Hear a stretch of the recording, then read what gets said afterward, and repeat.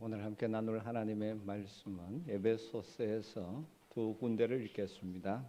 먼저 에베소서 2장 19절에서 22절 말씀입니다.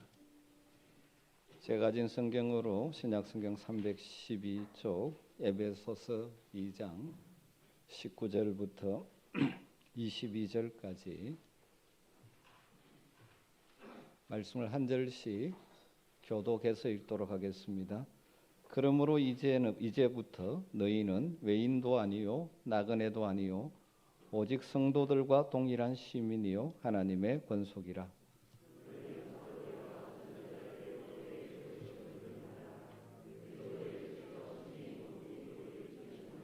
그의 안에서 건물마다 서로 연결하여 주 안에서 성전이 되어가고 너희도 성령 안에서 하나님이 거하실 처소가 되기 위하여 그리스도 예수 안에서 함께 지어져 가느니라.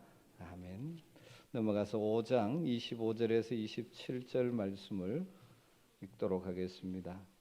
에베소서 5장 25절에서 27절 말씀 같이 읽겠습니다.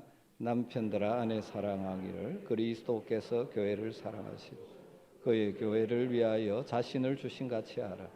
이는 곧 물로 씻어 말씀으로 깨끗하게 하사 거룩하게 하시고 자기 앞에 영광스러운 교회로 세우사 티나 주름 잡힌 것이나 이런 것들이 없이 거룩하고 흠이 없게 하려 하심이라.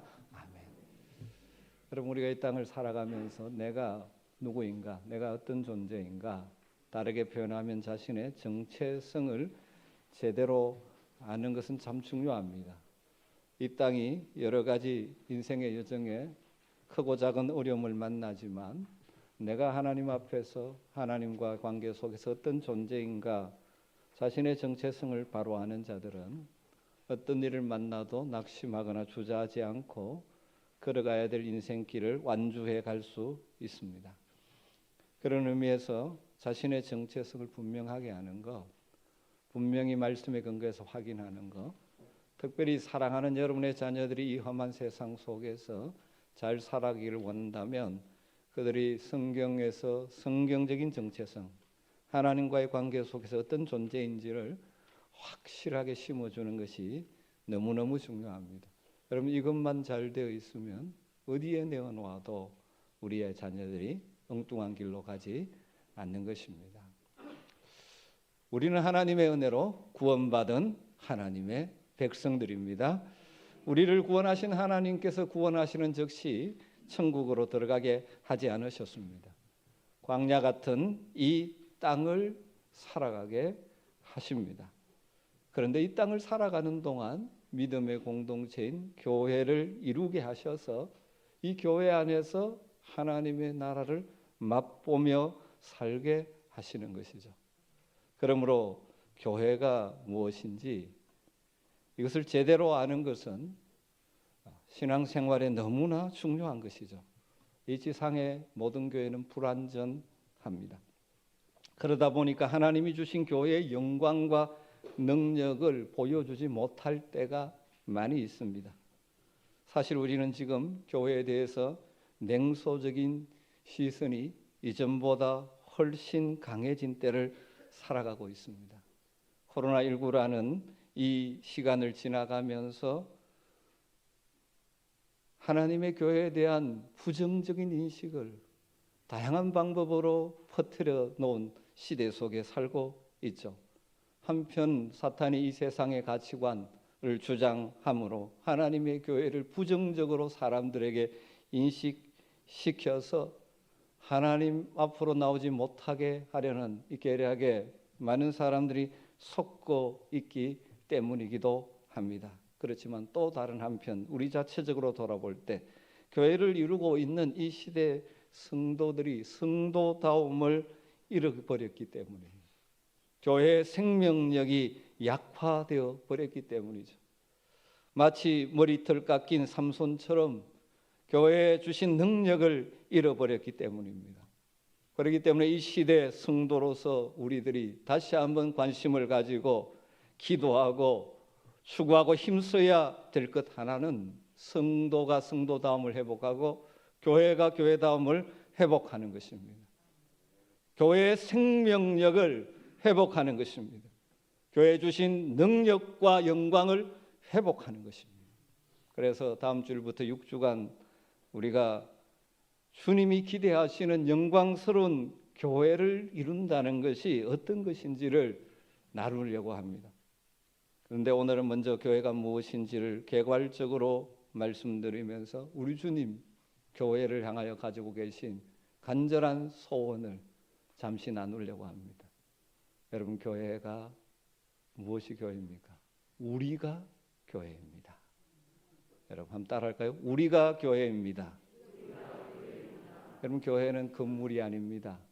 교회는 어떤 조직이 아닙니다. 교회에 건물이 있습니다. 또 교회 조직들이 있습니다. 교회를 위한 건물인 교회당이 필요해서 건물이 있는 것이고, 교회를 잘 교회답게 하기 위해서 필요해서 조직이 있는 것입니다. 근본적으로 그러나 교회는 구원받은 하나님의 백성들, 즉 우리 사람들의 모임, 사람들의 공동체가 교회입니다. 오늘 이렇게 함께 모여 예배하는 우리가 교회입니다. 여러분, 오늘 읽은 에베소 2장 말씀에 보면 교회가 어떤 공동체가 되어야 하는가를 다루면서 반복하여 사용하는 단어가 하나 있습니다. 너희는 19절을 보십시오. 그러므로 이제부터 너희는 오직 성도들과 동일한 시민이요 하나님의 권속이라. 교회가 하나님 나라 시민이요 하나님 나라의 가족인데 누가? 너희가. 20절도 주어가 무엇입니까? 너희는 사도들과 선지자들의 터위에 세우심을 입은 자라. 교회는 사도들의 전통과 선지자들의 가르침 위에 세워지는 것이 교회인데 그 교회가 누굽니까? 너희는. 22절도 너희는 성령 안에서 하나님이 거하실 처소가 되기 위해서 그리스도 예수 안에서 지어져 가느니라. 성령 안에서 하나님이 거하시는 성전으로 지어져 가는 것이 교회인데 그 교회가 누구라고요? 너희는. 우리는 종종 교회당을 지으면서 성전 건축이라고 표현을 합니다. 사실 정확한 표현은 아니죠. 건물로서 교회당은 성전인 성도 공동체가 함께 모여 예배하고 교제하고 말씀으로 양육받는 장소이죠. 그러니까 사람 공동체 성전, 성령이 거하시는 하나님 거하시는 공동체 성전이 사용하는 건물이기 때문에 성전이라 부를 수 있겠지만 엄밀한 의미에서 건물은 성전 또 교회가 아니죠. 오늘 22절에 보면 하나님이 거하실 처소, 즉 성전, 하나님이 거하시는 그 성전이 바로 우리 성도들의 모임이라는 것입니다. 우리는 어떤 존재입니까? 성령 안에서 하나님이 거하실 처소가 되기 위하여 그리스도 예수 안에서 지으심을 받아 지어져 가는 존재들이라는 것이죠. 여러분, 아름다운 건물 예배당을 건축하고 세우는 것도 굉장히 중요합니다. 하지만 그것보다 본질적으로 중요한 것은 무엇입니까? 사람, 우리 교회, 사람의 모임인 교회를 건강하게 세우는 것입니다. 여러분, 유럽 여행을 갔다 오신 분들 참 많으실 텐데 가면 느끼는 것 중에 하나가 무엇입니까? 수백 년 동안 엄청난 돈을 들여서 지어놓은 그 아름다운 건물, 성당들을 보면서 야, 대단하다 감탄할 수는 있지만 또 한편 그 건물에 현재 모이는 초라한 사람 교회를 보면서 안타까운 마음을 가지지 않을 수 없는 것이 현실이지 않습니까? 왜 그렇게 되었습니까? 사람 교회, 정말 교회를 건설하는 일, 건설하는 세우는 일에 초점이 없이 눈에 보이는 건물 교회에 치중하다 보니 그런 현상들이 생긴 것이죠. 저는 우리 아멘교회가 건물이 아름다운 교회가 아니라 함께 모여 신앙생활하는 우리 모두 다가 성숙하고 건강한 하나님의 영광을 드러내는 교회를 이루게 되기를 간절히 소망합니다. 여러분 기억하십시오. 우리가 교회입니다. 한번 따라합시다. 우리가 교회입니다. 그런데 하나님 교회를 이룬 우리들을 향한 간절한 소망이 있습니다. 그것은 영광스러운 주님의 교회가 되기를 원하시고 계십니다. 성경에서 교회를 표현하는 다양한 표현들이 있지만 오늘 두 가지만 살피면서 우리 주님의 마음을 나누려고 합니다. 그 중에 하나가 교회는 그리스도의 몸이라고 성경은 말하고 있습니다. 골로새서 1장 24절에 보면 나는 이제 너희를 위하여 받는 괴로움을 기뻐하고 그리스도의 남은 고난을 그의 몸된 교회를 위하여 내 육체에 채우노라. 바울은 교회를 세우기 위해서, 성도들을 세우기 위해서 여러 가지 희생과 고난을 기쁨으로 감수한다고 말합니다. 왜? 교회가 그리스도의 몸된 교회이기 때문에. 여러분, 교회는 그리스도의 몸입니다. 그리스도께서 머리가 되시고 우리 성도들은 몸을 이루는 지체가 되어 서로 연결되어 있는 유기체가 교회죠. 그리스도의 몸이라는 표현을 통해서 우리에게 주시는 메시지가 많지만 중요한 것은 머리 대신 주님께 붙어 있어야 한다는 것이죠. 다르게 말하면 교회는 그리스도의 몸으로서 머리 대신 주님의 다스림을 받아야 교회가 되고 건강한 교회가 된다는 것입니다. 사람이 머리 역할을 하는 것이 아니라 그리스도가 머리가 되심. 그래서 모든 사람은 그리스도의 머리 되심에 순종하며 그 뜻의 다스림을 받을 때 건강한 교회가 되고 그 교회를 통하여 능력이 나타나고 주님의 영광이 드러나는 것입니다. 그리고 서로는 지체로서 각자 직분과 역할을 따라 서로 돕고 섬기며 용납하고 격려하면서 함께 몸을 이루어가는 것이죠. 또 교회가 그리스도의 몸이라는 표현 속에는 우리 주님 예수께서 교회인 우리를 너무 사랑하셔서 자신의 몸을 주셨다는 것이 전제되어 있는 것이죠.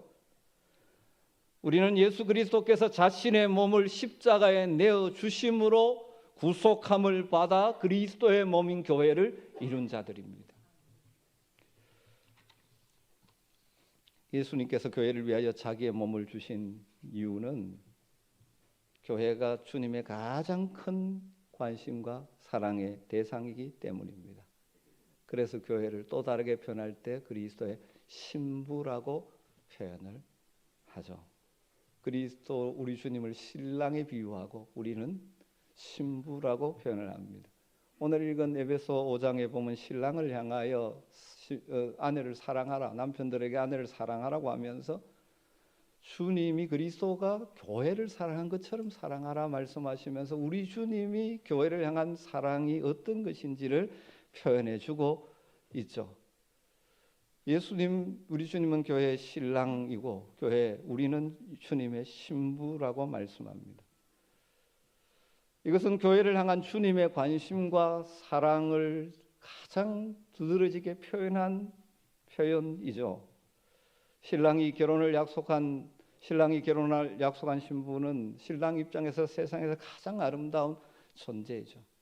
마찬가지로 우리 주님이 우리를 보실 때, 교회를 보실 때 그와 같다는 것입니다.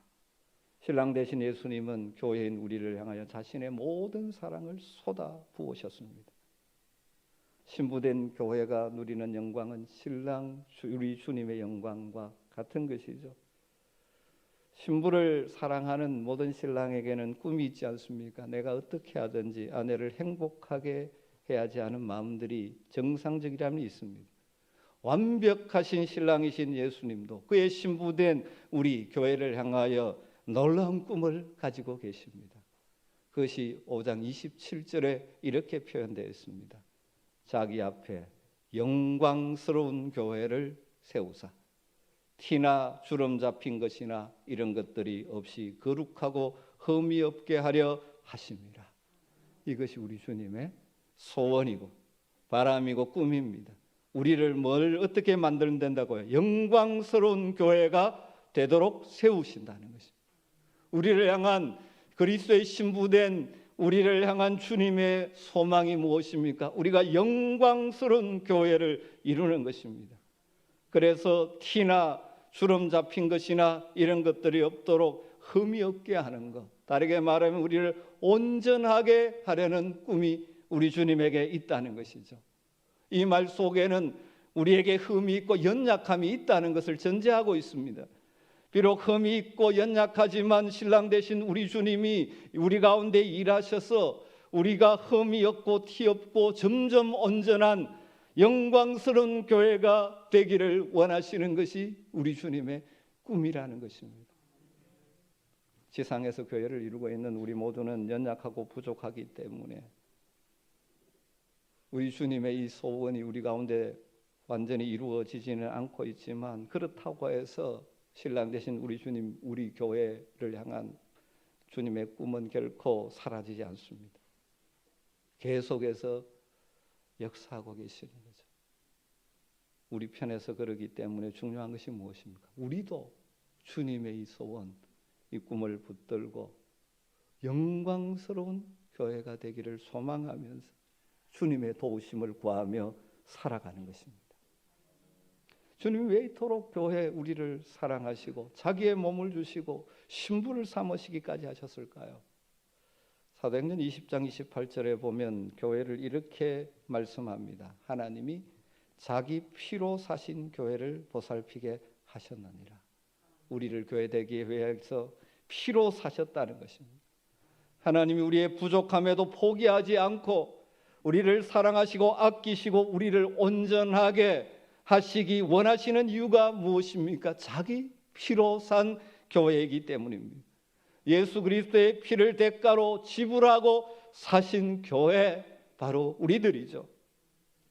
예수님은 자기의 생명 전부를 쏟아부어서 우리를 죄에서 건져내시고 대가를 지불하고 하나님의 것으로 사셨습니다. 그러게 우리 주님은 끝까지 교회된 우리를 사랑하십니다. 우리의 부족함을 바꾸어 점점 더 성숙하고 온전해지기를 원하고 계시는 것입니다. 교회가 그리스도의 몸이요 그리스도의 신부요 그리스도의 피값으로 사셨다는 이 표현과 교회가 영광스러운 공동체가 되어야 한다는 것이 연결되어져 있는 것이죠. 그리스도의 몸인 교회가 머리 대신 그리스도의 다스림을 받으면 영광스러운 존재가 되는 것입니다. 교회는 그리스도의 신부입니다. 신부의 영광, 아름다움이 있지 않습니까? 교회는 영광스러운 곳입니다. 왜냐하면 영광스러우신 주님이 교회의 머리가 되시고 교회를 영광스럽게 만들어 가기를 원하시기 때문입니다. 다시 한번 말씀드리지만 지상의 교회는 불완전합니다. 그러다 보니까 영광스럽게 보이지 않을 때가 참 많습니다. 우리 부족한 인간들이 이 교회를 영광스럽게 보이지 못하고 오히려 추하게 만들어 버릴 때도 있죠. 그러나 여러분, 교회가 영광스러운 이유가 근본적으로는 우리에게 달려 있는 것이 아닙니다. 주님이 교회의 머리시기 때문에, 주님이 우리의 신랑이 되시기 때문에. 그래서 교회에는 세상 사람들이 알지 못하는 영광이 있습니다. 부족한 인생들이 모여 있기 때문에 불완전하기는 하지만 순간순간 주님의 영광을 누릴 수 있고 경험할 수 있고 주님의 영광을 보게 되는 자리가 공동체가 모인 이 자리인 것입니다. 여러분도 그런 경험을 하신 분들이 있죠. 함께 모여 예배를 드리면서, 교회로 모여 예배를 드리면서 주님의 놀라운 영광을 경험하게 되기도 하죠. 자신도 모르는 사이에 마음이 뜨거워지기도 하고 때로는 눈물을 흘리는 경험도 하죠. 찬양을 부르는 가운데 이곳에 임재해 계신 영광의 주님을 느끼기도 하죠. 저는 우리 한명교회 성도들이 교회로 모여서 예배할 때마다 이 자리에 임재하시는 주님의 영광을 묵상하고 믿음의 눈으로 볼 수 있게 되기를 주님으로 축원합니다. 그러면 우리의 삶의 자리에 가서 추하게 살 수가 없지 않습니까? 그래서 우리의 과거의 선배들은 찬송을 할 때마다, 예배를 드릴 때마다 주님의 영광을 찬송했지 않습니까? 오늘도 우리가 그 찬송을 불렀죠. 빛나고 높은 보좌와 그 위에 앉으신 주 예수 얼굴 영광이 해같이 빛나네. 해같이 빛나네. 여러분, 이것이 단순한 찬송의 가사가 아니라 예배할 때마다 주님의 영광을 보는 자들의 고백인 것입니다. 이 찬송이 우리의 삶의 실제가 될 때 우리는 주님의 소원인 더 영광스러운 교회의 모습을 갖춰가게 되는 것이죠. 요즘 젊은이들은 이런 찬송을 잘 부르죠. 주의 영광 이곳에 가득해 우린 선의 주님과 함께 찬양하며 우리는 전진하리 모든 열방 주 볼 때까지. 비록 문제 많은 세상을 살아가고 연약한 존재지만 주님 앞에 나와서 주님의 영광을 경험하고 그래서 그 주님과 함께 찬양하며 삶의 자리에서 나가게 되므로 우리를 통하여 세상이 주의 영광을 보게 되기를 소망하며 찬양하지 않습니까? 주의 영광 이곳에 가득해 우리 선의 주님과 함께 찬양하며 우리는 전진하리 모든 열방 주 볼 때까지. 사랑하는 성도 여러분, 목회자로서 제 간절한 기도의 가운데 한 가지는 주일마다 우리가 교회로 모여서 예배할 때마다 주님의 영광을 묵상하고 믿음의 눈으로 바라보고 그 임재를 경험하게 되기를 간절히 소망합니다. 그것이 우리의 힘이 될 것입니다. 비록 삶의 자리는 팍팍하고 힘들지만 전능하신 하나님의 영광을 경험한 자들은 넉넉히 이겨낼 수 있을 것입니다. 그리고 한 걸음 더 나아가 우리 주님의 소원이 우리의 소원이 되죠. 우리가 교회로서 내 삶의 자리에서 교회로서 함께 살아가는 그곳에서 주님의 영광을 드러낼 수 있는 성도와 교회가 되기를 원합니다. 부족하지만 나를 통하여 주님의 영광이 나타나기를 원합니다. 여러분, 이것이 우리의 간절한 소망이 되어야지 않을까요? 그 영광의 주님을 바라보는 믿음의 시선이 약화되어져 버리니까 성도가 영광을 잃어버리고 교회가 영광을 잃어버렸죠. 우리 주님 이 시대 우리를 향한 교회를 향한 간절한 소원 가운데 하나는 다시금 주님의 영광을 보며 그 영광을 회복하기를 원하시는 것입니다. 여러분이 있는 그 자리에 여러분 때문에 주님의 영광이 조금이라도 드러나게 된다면 얼마나 복된 인생을 사는 것일까요? 이 영광스러운 주님의 교회를 이룬, 그래서 주님의 소원이 우리의 땅에 우리의 삶에 이루어지기를 소망하면서 우리가 다음 주부터 6주간 교회가 무엇인지, 우리가 어떠한 삶을 살아야 되는지를 다시 한번 정리하는 시간을 가지려고 합니다. 기대하시고 기도하시면서 동참하시기를 주님으로 부탁을 드립니다. 그러면서 오늘 간단하게 오늘 메시지를 적용해 보도록 하겠습니다. 교회의 영광을 회복을 위한 간절한 주님의 소원을 생각하기 때문에 먼저 우리가 해야 될 일은 무엇일까요? 교회가 무엇인지를 알고 교회담을 회복하고 교회의 영광의 회복을 위하여 기도하고 힘써야 하는 것입니다. 다르게 표현하면 교회의 생명력을 회복해야 하는 것입니다. 여러분, 이것을 놓고 우리가 같이 기도하고 힘쓸 수 있게 되기를 주님으로 축복합니다. 기원 후 4세기에 그 강력했던 로마 제국이 교회와 화해를 하게 되죠. 그 전까지는 교회를 강력하게 박해를 했었습니다. 그러다가 기독교가 공인되어지고 시간이 지나고 나서 기독교가 로마의 국교가 되었습니다. 그런데 안타깝게도 그로부터 1000년이 지나가면서 교회는 점점 세속화되어져 버리고 교회는 영광을 상실하고 말았습니다. 박해받던 시절에 복음을 위하여 목숨을 걸었는데 그 생명력 잃어버리고 하나님의 이름으로 자신들의 부와 편안함을 추구하는 화석화된 교회로 전락하고 말았죠. 외형적으로 화려한 성당 건물들은 엄청나게 많이 지었지만 진정한 교회다움은 상실해버렸고 진정한 교회의 영광은 사라지고 말았습니다. 그래서 그 중세가 어두움의 시대가 되고 말았죠. 그리고 지금으로부터 500여 년 전에 마틴 루터를 비롯한 종교개혁자들이 교회의 영광을 회복하기 위하여 종교개혁의 횃불을 내들었지 않았습니까? 우리는 지난 코로나 3년을 지나면서 교회가 여러 가지 면에서 약화된 것 같습니다. 하지만 하나님은 하나님의 교회인 우리들이 다시 생명력을 가지고 세상을 이기고 세상에 거룩하고 선한 영향력을 미치는 교회와 성도가 되기를 우리 주님은 간절히 원하십니다. 이번 생명의 공동체를 세우는 40일 캠페인을 통해서 우리 모두가 교회다운 교회, 생명력 있는 교회, 교회의 영광을 회복하는 교회가 되기를 기도하며 힘쓸 수 있게 되기를 간절히 소망합니다. 그리고 교회를 이루고 있는 우리 성도 개개인이 성숙해지고 온전하게 되기를 간절히 소망합니다. 우리는 다 부족한 존재지만 우리 주님은 점점 더 성숙해지기를 원하십니다. 점점 더 온전함으로 나가기를 원하십니다. 교회는 우리가 성숙을 이루어가야 함에 있어서 중요한 5가지 영역이 있다고 정리를 합니다. 첫 번째는 사고, 생각, 가치관이 온전해져야 됩니다. 성숙해져야 합니다. 그리고 두 번째는 감정의 성숙도 중요합니다. 감정의 온전함.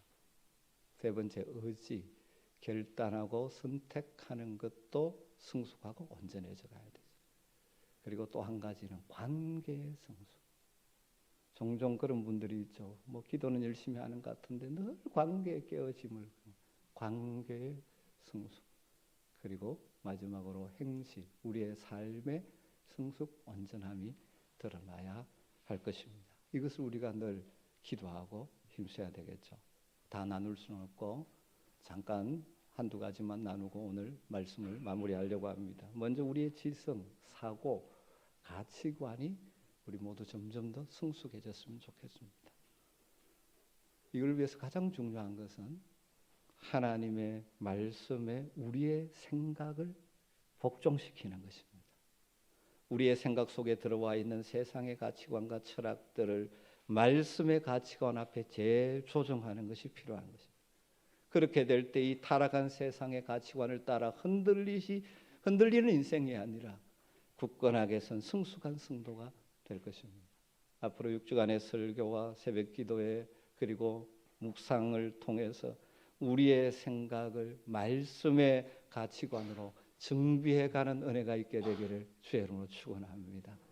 여러분이 생각이 더 온전해질 수 있었으면 좋겠습니다. 또 한 가지는 감정의 성숙, 감정의 온전함입니다. 감정이 온전해지고 성숙해지려면 중요한 것은 상한 감정, 상처 입은 감정이 치유되어야 합니다. 우리가 이 땅을 살다 보면 감정적인 상처를 입을 때가 참 많습니다. 크고 작은 감정의 상처가 있죠. 자라면서 부모에게 받는 상처, 친구들과의 관계 속에서 상처, 직장 일터에서 받는 상처. 여러분 이 상한 감정이 치유되지 않으면 우리에게서 나가는 것이 다 부정적이고 자신도 불행하고 다른 사람들도 힘들게 만듭니다.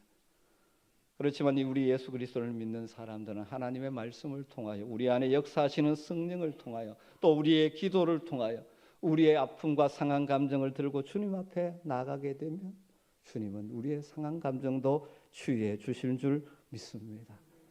여러분에게 어떤 상한 감정이 있는지 저는 모르지만 이번 기회에 성령께서 여러분 마음속에 있는 깊은 상처들을 드러내시고 치유해 주시는 은혜를 경험하게 되기를 주의 이름으로 축원합니다. 여러분 이 상한 감정이 치유되지 않고 계속 남아있으면 우리 마음에 쓴뿌리가 생기고 납니다. 그래서 히브리서 12장 15절에 그런 말씀이 있죠. 너희는 하나님의 은혜에 이르지 못하는 자가 없도록 하고 또 쓴뿌리가 나서 괴롭게 하여 많은 사람이 이로 말미암아 더럽게 되지 않게 하라고 말합니다. 여러분 상한 감정이 그대로 자리를 잡으면 내 인생의 쓴뿌리가 되어서 늘 부정적인 반응이 나오게 되죠. 그러면 자기 인생도 괴롭고 불행하고 그와 가까이 있는 사람들을 만나면 상처를 주게 되는 그런 불행한 인생이 되는 것입니다. 여러분 이 사회에는 상한 감정이 치유되지 못한 자들이 참 많은 것 같습니다. 우리 현재 이 시대의 아픔 가운데 하나는 상한 감정, 과거에 받았던 여러 가지 상처들이 치유되지 못하고 쌓아놓다 보니까 계속해서 서로를 공격하는 이런 안타까운 일들이, 상처를 키워가는 일들이 이 땅에 지금 가득하지 않습니까? 상처와 아픔이 치유되지 않으니까 곳곳마다 부정적인 서로 상처를 주는 일들이 참 많습니다. 여러분, 요즘 SNS가 발달하다 보니까 나타난 현상 가운데 하나가 무엇입니까? 어떤 것이 쓰이면 그 밑에 다는 글들이 악플이라고 소위 말하는 것들이 쫙 달리지 않습니까? 그것 때문에 심지어 생명을 끊는 사람도 있죠. 순풀보다는 악플이 많습니다. 왜 그럴까요? 자신에게 있는 부정적 상처가 이 기회가 있을 때 표출되는, 전에는 보지 않으니까 표출을 못했는데, 보인 사람들이 보니까 표출을 못했는데, 이 보이지 않는 공간에서 이 상처들이 부정적인 반응으로 나오는 것입니다. 그러다 보니까 이 땅이 계속 부정적인 감정의 이 악순환 속에 살아가고 있습니다. 여러분, 사랑하는 성도들이여, 여러분이 주님 안에서 상처가 치유되어짐으로 여러분을 만나는 사람들의 상처가 치유되고 회복되어지는 통로가 되시기를 주의 이름으로 축원합니다. 여러분, 감정이 치유된 사람은 높은 수준의 감사를 할 수 있습니다. 그리고 경쟁이 아니라 다른 사람과 동행하는 삶을 살아갑니다. 그리고 더 높은 수준의 기쁨과 긍휼의 마음으로 살아가죠. 감정이 치유되어지면 마음이 너그러워지기 때문입니다. 인격의 용량이 커지고 가슴이 따뜻해집니다. 그래서 다른 사람을 정죄하는 관점으로 대하는 것이 아니라 회복하고 치유하는 사람이 되는 것입니다. 로마서 12장에 나오는 것처럼 즐거워하는 자들과 함께 즐거워하고 우는 자들과 함께 우는 성숙한 감정을 가지게 되는 것입니다. 목회자로서 간절한 바람 가운데 하나는, 사랑하는 성도님들, 여러분이 이 땅을 살아오면서 너무너무 힘든 세상이기 때문에 여러분 마음에 받은 상처들, 이것들이 주님의 은혜로, 주님의 말씀으로, 성령의 역사로 치유되는 은혜가 있게 되기를 주님으로 축원합니다. 그래서 다른 사람을 회복시키는 통로로 살았으면 좋겠습니다. 여러분 때문에 여러분의 가정이 천국을 맛보게 되는 은혜가 있게 되기를 주님으로 축복합니다. 영적 성숙의 최소량의 법칙이 있다라고 어떤 목사님이 표현했습니다. 이건 이제 식물 성장의 최소량의 법칙을 인용한 것인데, 19세기 중반의 식물학자였던 유스투스 리비라는 분의 연구에 따르면 식물의 성장에 좌우하는 요소들이 참 많은데 무엇이 결정적으로 그 식물의 성장의 한계를 정하느냐 하면, 그 요소 가운데 넘치는 요소가 아니라 부족한 요소가 성장의 한계를 정한다는 것입니다. 가령 식물이 성장하려면 가장 기본적으로 수분이 필요하고 햇빛이 필요하고 영양분이 필요하지 않습니까? 그런데 햇빛도 적당하고 영양분도 적당한데 수분이 없으면 원하는 만큼 자라지를 못하는 거죠. 그러니까 다른 것이 아무리 많아도 이 작은 부분까지밖에 성장하지 못한다는 거죠. 여러분, 신앙의 인격 성장도 마찬가지입니다. 이게 필요한 곳곳이 같이 성장해 가야 합니다. 뭐 이걸 여러 가지로 이야기할 수 있지만 이번 6주 동안 6가지 교회를 이룬, 성도를 이룬 우리의 삶의 중요한 요소들을 나누게 될 것입니다. 다 잘 아는 것이, 다시 한번 정리하는 것이죠. 예배, 훈련, 전도, 치유, 화해, 소명. 다음 주부터 6주간 여러분 주일 꼭 참석하셔서 말씀의 메시지를 듣고, 할 수 있으면 새벽 기도에 나오셔서, 정 안 되시는 분은 동영상을 통해서라도, 그리고 나누어 드리는 묵상집을 읽으면서 여러분의 삶에 이 성숙의 역사가 있게 되기를 간절히 소망합니다. 우리가 이 6주간을 통해서 기대하고 바라는 것은 우리가 이런 성도가 되고 우리 교회가 이런 공동체를 이루기를 원하는 것입니다. 그것을 공동체 고백문으로 정리를 했습니다. 앞으로 계속해서 우리가 살필 것이고, 이번 6주 동안 이것은 암송하고 여러분의 것이 되었으면 좋겠습니다. 오늘 같이 한번 읽도록 하겠습니다. 우리는 세상으로부터 부름받은 하나님의 백성입니다. 또한 세상으로 보냄받은 그리스도의 제자입니다. 보냄받은 소명자로서 하나님을 기쁘게 찬양하는 성령 충만한 예배자가 되겠습니다. 진리를 배우고 수호하는 은혜에 빚진 훈련자가 되겠습니다. 땅끝까지 복음을 전파하는 전도자가 되겠습니다. 이웃의 아픔을 함께하는 치유자가 되겠습니다. 온 성도가 하나 되는 화해자가 되겠습니다. 사회적 책임을 다하는 소명자가 되겠습니다. 그리하여 주의 나라가 이 땅에 임하며 하나님을 영화롭게 하는 아멘 공동체가 되겠습니다. 기도하겠습니다. 하나님, 오늘도 우리를 향하신, 교회를 이룬 우리를 향하신 하나님, 우리 아버지의 간절한 소망을 나눕니다. 우리를 구원하시고 우리를 너무나 사랑하시기에 우리가 점점 성숙하여 하나님의 영광을 드러내기를 원하시는데, 우리가 주일 예배로 모일 때마다 이 자리에 임재하시는 주님의 영광을 보게 하시고 삶의 자리에서 주님 주시는 힘으로 성숙한 삶을 살아서 주의 영광을 드러내는 성도와 교회가 되게 하여 주시옵소서. 예수님의 이름으로 기도드리옵나이다. 아멘.